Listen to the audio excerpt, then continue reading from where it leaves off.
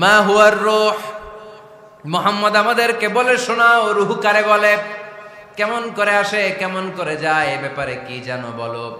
2 number প্রশ্ন, মানহুম আসহাবুল কাহাফ, আসহাবে কাহাফ সম্পর্কে কি জানো। 3 নাম্বার প্রশ্ন, মান হুয়া যুলকারনাইন, যুলকারনাইন বাদশা সম্পর্কে কি জানো। আল্লাহর হাবিব সাল্লাল্লাহু আলাইহি ওয়াসাল্লাম বললেন গাদান উজিবুকুম, আগামীকাল বলে দেব। কি বললেন? সবাই বলেন উত্তরে কি বললেন? আগামীকাল বলে দেব। তো আগামীকাল সবাই এসে হাজির। বলো, 3টা প্রশ্ন রেখেছিলাম গতকাল, উত্তর বলো। আল্লাহর হাবিব সাল্লাল্লাহু আলাইহি ওয়াসাল্লাম বলতে পারলেন না, কারণ ওহী আসেনি। তিনি ছিলেন ওহী নির্ভর, ডিপেন্ডেন্ট অন ওয়াহি, dependent on revelation, guided by the ওয়াহি। তিনি এর পরের দিনে বললেন গাদান উজিবুকুম, আগামীকাল বলবো। এর পরের দিনে এরা এসে হাজির, উত্তর নাই। আল্লাহর হাবিব সাল্লাল্লাহু আলাইহি ওয়াসাল্লাম আবারও বললেন গাদান উজিবুকুম, আগামীকাল বলবো। এর পরের দিনে এরা এসে হাজির। এরকম 1 দিন 2 দিন 3 দিন নয়, টানা 15 দিন আল্লাহর হাবিব সাল্লাল্লাহু আলাইহি ওয়াসাল্লামের প্রশ্নগুলোর উত্তর করতে পারেন নাই।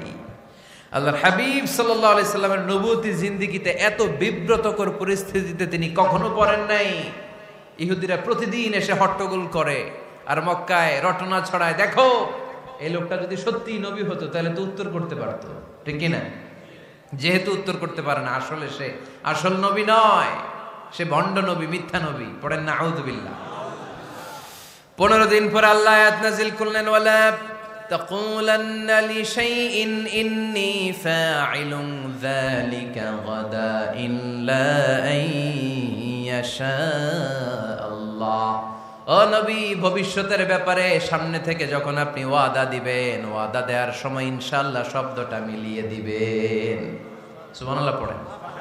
আল্লাহর হাবিব সাল্লাল্লাহু আলাইহি সাল্লামকে শিখানোর মধ্য দিয়ে গোটা উম্মাহকে আল্লাহ শিখাইয়ে দিলেন যে ভবিষ্যতের কমিটমেন্ট যখন দিব, প্রমিস যখন দিব, প্রমিস দেওয়ার সময় কি বলবো? কি বলবো? আল্লাহর হাবিব সাল্লাল্লাহু আলাইহি সাল্লাম ইনশাআল্লাহ বলতে ভুলে গিয়েছিলেন। এজন্য 15 দিন, টানা 15 দিন ওহী আসে নাই। আল্লাহর হাবিব সাল্লাল্লাহু আলাইহি ওয়াসাল্লাম একবার মসজিদে নববীতে ঢুকলেন, ঢুকেই দেখলেন সাহাবারা কথা বলছে। এক সাহাবী বললেন, আমার কাছে তো সবচেয়ে অবাক লাগে যে আল্লাহ তাআলা সর্বপ্রথম যে মানুষকে বানালেন ওনার নাম কি?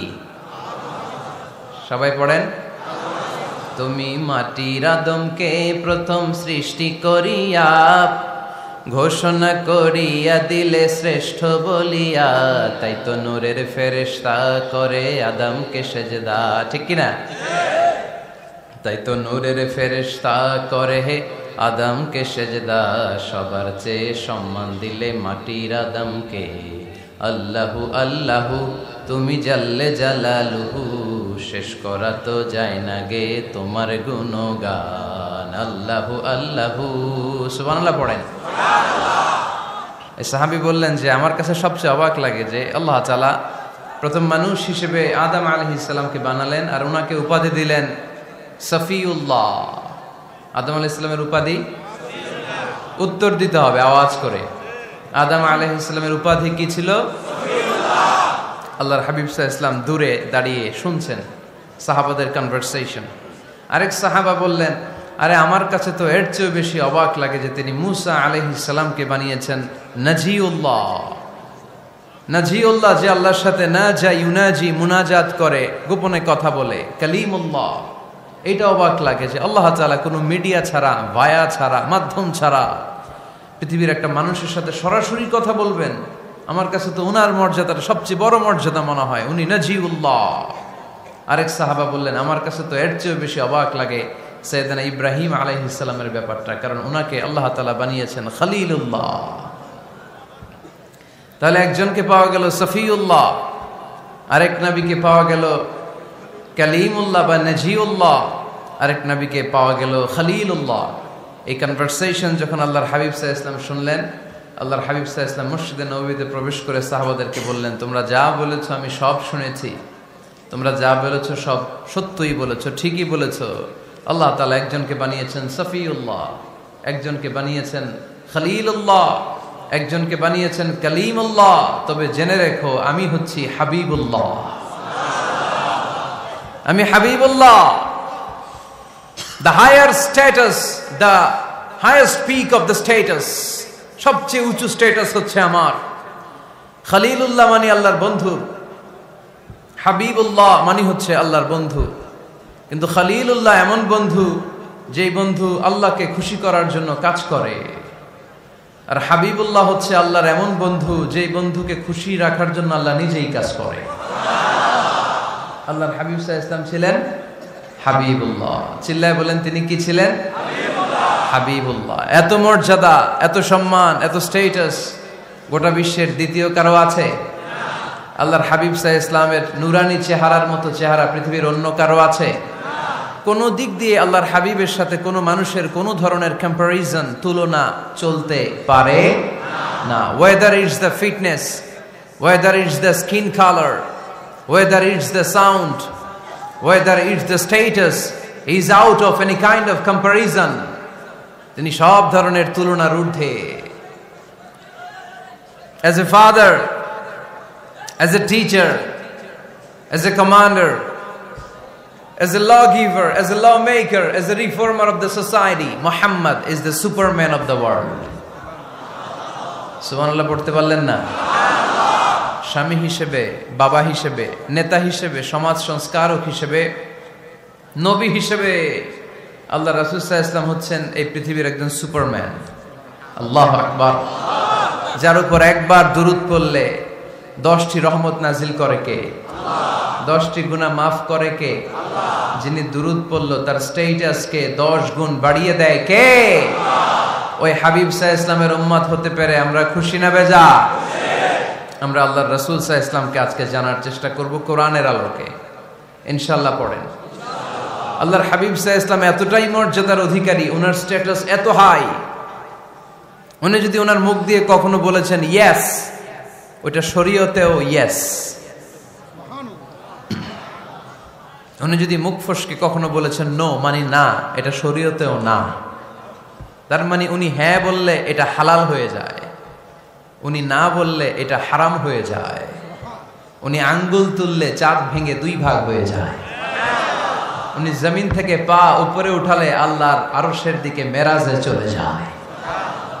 উনি এমন নবী, উনারে বাদ দিলে ইসলাম থাকে না, থাকে? উনি এমন রাসূল, উনারে বাদ দিলে কোরআন বোঝা যায় না, কারণ কোরআন ওনার উপর নাজিল করেছে কে? আল্লাহ। উনি এমন হাবিব, যাকে বাদ দিলে হাদিস বোঝা যায় না, কারণ এই হাদিস হচ্ছে এই প্রিয় নবীর মুখনিসৃত বাণী, ঠিক কি না? উনি এমন রাসূল, যাকে বাদ দিলে সালাত বোঝা যায় না, কারণ সালাত কেমন করে পড়তে হয়, আদায় করতে হয় বিশ্বনবী হাতে কলমে শিক্ষা দিয়েছেন, ঠিক কি না? এক সাহাবী সালাত পড়ছিলেন, সালাত পড়ে আল্লাহর হাবিব সাল্লাল্লাহু আলাইহি ওয়াসাল্লামের কাছে আসলেন। আল্লাহ রাসূল বললেন, সাল্লি ফা ইন্নাকা লাম তুসাল্লি, repeat your salah because you didn't offer your salah in a correct way. আবার নামাজ পড়া হয় নাই। সাহাবী যে আবার পড়লেন, আবার আসলেন, আল্লাহর হাবিব বললেন আবার পড়ো, হয় নাই। সাহাবী পরে আসলেন, আল্লাহর হাবিব বললেন সাল্লি ফা ইন্নাকা লাম তুসাল্লি, আবার নামাজ পড়া হয় নাই। এবার সাহাবী এসে কেঁদে দিলেন, এসে বললেন ইয়া রাসূলুল্লাহ, এর চেয়ে ভালো তো আমি পড়তে পারি না। আল্লাহর হাবিব জড়িয়ে ধরলেন আর বললেন, আসো শিখিয়ে দেই কেমন করে সালাত পড়বে। সালাতে কোনো তাড়াহুড়ো করবে না। রুকুতে যখন যাবে তোমার পিঠটা হবে স্ট্রেইট ফরওয়ার্ড, স্ট্রেইট ফরওয়ার্ড। রুকু থেকে সোজা হয়ে দাঁড়াবে, 2 সেজদার মাঝখানে সোজা হয়ে বসবে। সেজদায় যখন যাবে রিল্যাক্স করবে। সালাতে কি করতে হয়? রিল্যাক্স। আমার সাথে সাথে সবাই আওয়াজ করে পড়েন, রিল্যাক্স। সালাতে রিল্যাক্স করবেন, আপনি তাড়াহুড়ো করতে পারবেন না। আল্লাহর হাবিব সাল্লাল্লাহু আলাইহি ওয়াসাল্লাম শিখালেন কিভাবে সালাত পড়তে হয়। তার মানে এই নবীরে বাদ দিলে সালাত বোঝা যায় না, এই নবীকে বাদ দিলে সিয়াম বোঝা যায় না। সিয়াম কেমন করে পালন করতে হয় এই নবী শিখিয়েছেন। এই নবীকে বাদ দিলে হজ বোঝা যায় না, কারণ এই হাবিব বলেছেন খুযু আন্নী মানাসিকাকুম, কেমন করে হজ করতে হয় আমার কাছ থেকে শিখে নাও। এ নবী এমন নবী, এ নবীরে বাদ দিলে জান্নাতে যাওয়া যায় না, ঠিক কি না? এজন্য এই হাবিবের বাদ দেয়া যাবে? আল্লাহর হাবিবের চাইতে শ্রেষ্ঠ কাউরে পাওয়া যাবে? আমার নবীর চাইতে বিশ্বস্ত কেউ আছে? সে কোন বন্ধু বলো বেশি বিশ্বস্ত, সে কোন বন্ধু বলো বড় বিশ্বস্ত, কার কাছে মন খুলে দেয়া যায়, কার কাছে প্রাণ খুলে দেয়া যায়, হওয়া যায় অতি আশ্বস্ত। তার নাম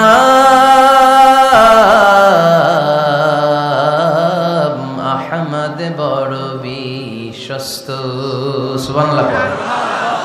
ওনার চাইতে বিশ্বস্ত গোটা দুনিয়ায় দ্বিতীয় কাউকে খুঁজে পাওয়া যাবে। এজন্য উনি যা নিয়ে এসেছেন ওইটাই আমাদেরকে ধরতে হবে, because he is our model.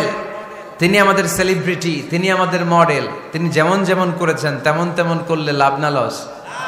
আওয়াজ করে বলতে হবে লাভ না লস? এজন্য আল্লাহর হাবিব সাল্লাল্লাহু আলাইহি ওয়াসাল্লামের আদর্শই আমাদের আদর্শ, ঠিক কি না? ওমা আতাকুমুর রাসূলু ফাখুযুহু ওমা নাহাকুম আনহু ফান্তাহু। Whatever he brings with, take it. Whatever he forbids, abstain from it. তিনি যা নিয়ে এসেছেন ধরো, তিনি যা নিষেধ করেছেন ছাড়ো। পারা যাবে? আমি প্রশ্ন করি, উত্তর দেন। তিনি যা নিয়ে এসেছেন ধরো। আওয়াজ করে বলবেন, তিনি যা নিয়ে এসেছেন, তিনি যা নিষেধ করেছেন, এতেই কল্যাণ। দুনিয়াতেও কল্যাণ, আখিরাতেও কল্যাণ, ঠিক কি না? যা নিয়ে এসেছেন এতে বারাকাত, যা নিয়ে এসেছেন এতে কল্যাণ, যা নিয়ে এসেছেন এতে রাহমা। যেটাই নিষেধ করেছেন ওটার মধ্যে গজব, ঠিক কি না? যেটাই নিষেধ করেছেন ওটার মধ্যে ক্ষতি, যা তিনি বারণ করেছেন ওইটাতে লস। আমরা লসের খাতায় নাম তুলতে চাই।